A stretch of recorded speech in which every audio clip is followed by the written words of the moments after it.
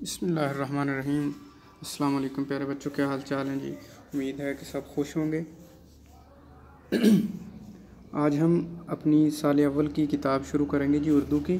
اس کا پہلا سبق جو ہے اسوہ حسنہ صلی اللہ علیہ وسلم جو سید سلیمان ندوی نے لکھا ہے وہ ہم ڈسکس کریں گے انشاءاللہ۔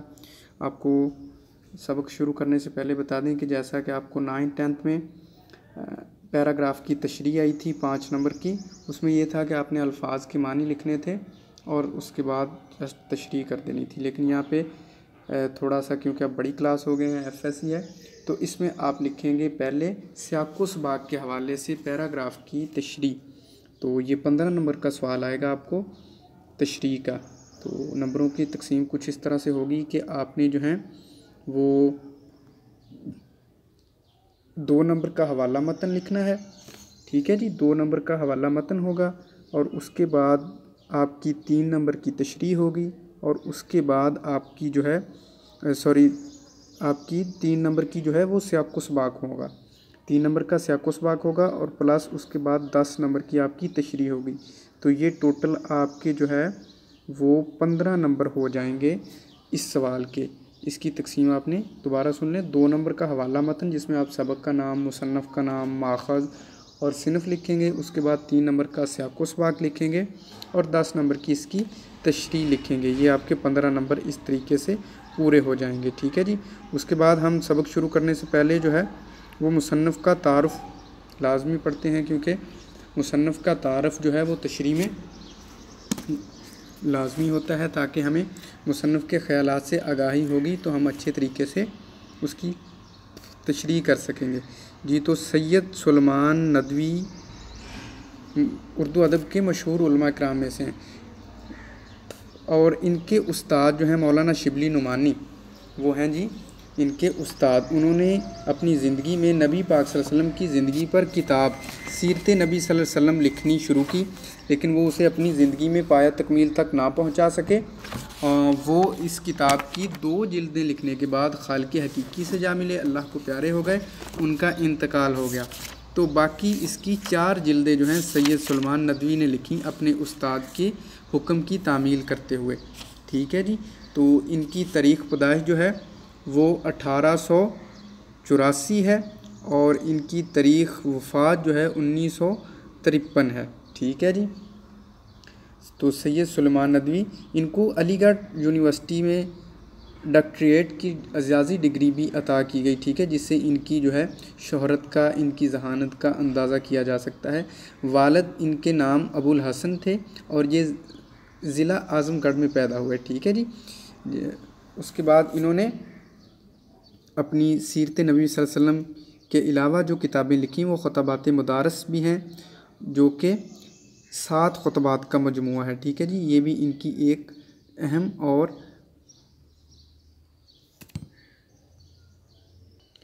جی ان کو ساتھ ساتھ شاعری سے بھی کافی شوق تھا، تو شعر و شاعری کے حوالے سے ان کی جو شاعری کا مجموعہ ہے وہ ارمغان سلیمان کے نام سے شائع ہو چکا ہے، ٹھیک ہے۔ اب ہم سبق کی طرف آتے ہیں۔ تو سبق میں ہم دیکھتے ہیں جی خدا کی محبت کا، جی اس سے پہلے ہم اسوہ حسنہ یعنی نبی پاک صلی اللہ علیہ وسلم کی زندگی، نبی پاک صلی اللہ علیہ وسلم کی اخلاق، اسوہ کا مطلب ہوتا ہے نمونہ، ٹھیک ہے جی، اور حسنہ کا مطلب ہوتا ہے اچھا۔ تو نبی پاک صلی اللہ علیہ وسلم کی جو سیرت نبی پاک صلی اللہ علیہ وسلم پر کتاب لکھی گئی، اس میں سے یہ اسوہ حسنہ یعنی نبی پاک صلی اللہ علیہ وسلم کی زندگی۔ قرآن پاک میں بھی ہے کہ نبی پاک صلی اللہ علیہ وسلم کی زندگی ہمارے لیے بہترین نمونہ ہے۔ تو شروع کرتے ہیں جی۔ خدا کی محبت کا اہل اور اس کے پیار کا مستحق بننے کے لیے ہر مذہب نے ایک ہی تدبیر بتائی ہے، اور وہ یہ کہ اسلام مذہب کے شارع اور طریقے کے بانی نے جو عمدہ نصیحتیں، یعنی وہ یہ کہ اس مذہب کے شارع کا مطلب ہوتا ہے شریعت لانے والا، اور طریقے کے بانی نے جو عمدہ نصیحتیں کی ہیں ان پر عمل کیا جائے۔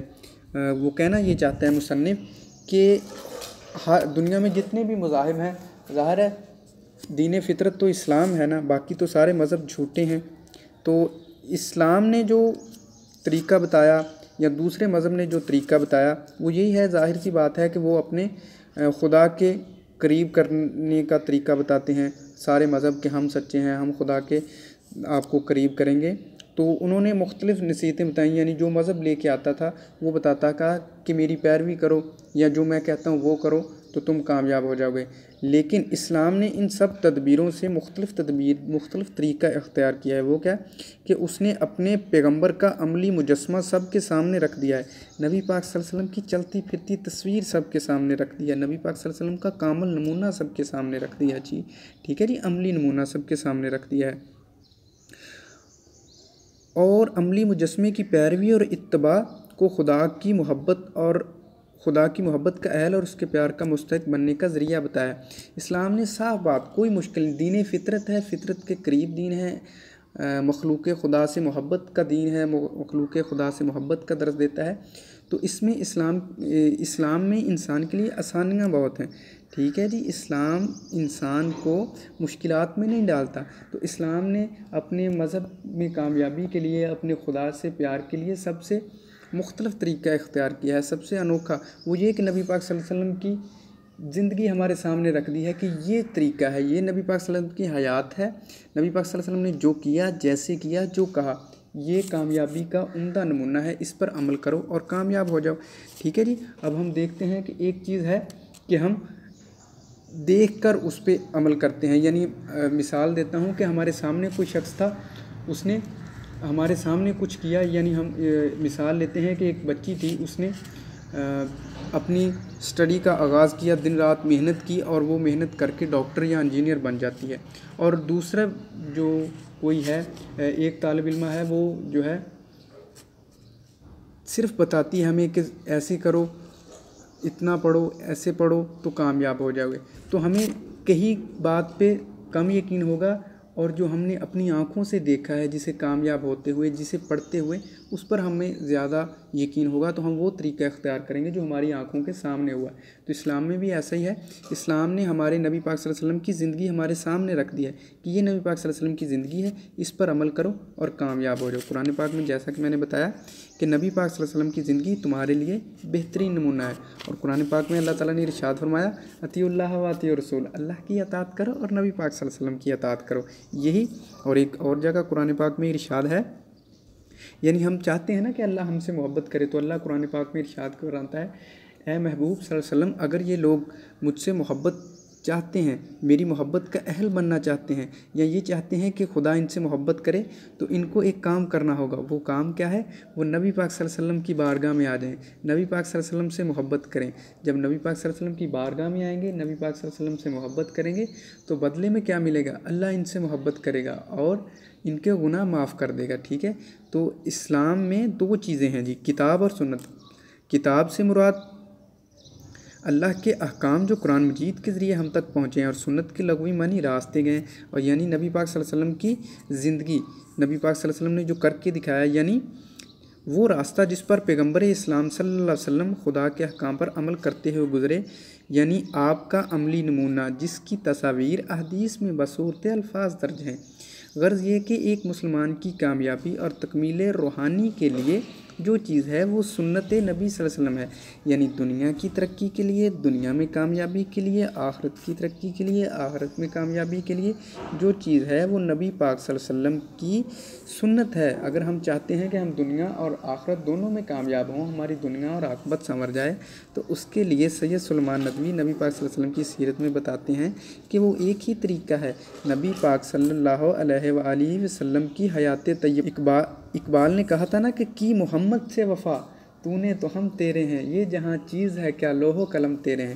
اقبال کہتے ہیں کہ محمد سے وفا کرو صلی اللہ علیہ وسلم، یعنی اللہ کے نبی صلی اللہ علیہ وسلم سے محبت کریں گے تو اللہ تعالیٰ ہماری دنیا بھی سنوار دے گا، آخرت بھی سنوار دے گا، ٹھیک ہے۔ محمد کی محبت محبت نبی پاک صلی اللہ علیہ وسلم کی محبت جو ہے، نبی پاک صلی اللہ علیہ وسلم کی وہ جو ہے اسلام میں دین کی شرط اول ہے۔ نبی پاک صلی اللہ علیہ وسلم کی محبت جس کے دل میں نہیں ہوگی، وہ اللہ اللہ جتنا مرضی کرتا رہے، وہ کامیاب نہیں ہو سکتا۔ جی آخر پہ ایک حدیث مبارک سن لیں کہ نبی پاک صلی اللہ علیہ وسلم نے ارشاد فرمایا کہ تم میں سے کوئی شخص بھی اس وقت تک مومن نہیں ہو سکتا جب تک وہ اپنے ماں باپ سے، اپنے اہل و عیال سے، بیوی بچوں سے، دنیا کی ہر چیز سے زیادہ مجھ سے یعنی محمد رسول اللہ صلی اللہ علیہ وسلم سے محبت نہ کرے گا تو وہ مومن نہیں ہو سکتا۔ تو مومن ہونے کے لیے نبی پاک صلی اللہ علیہ وسلم سے محبت جو ہے وہ سب سے ضروری ہے، ٹھیک ہے جی۔ تو یہ پیراگراف آپ نے تشریح کے حوالے سے یاد کرنا ہے۔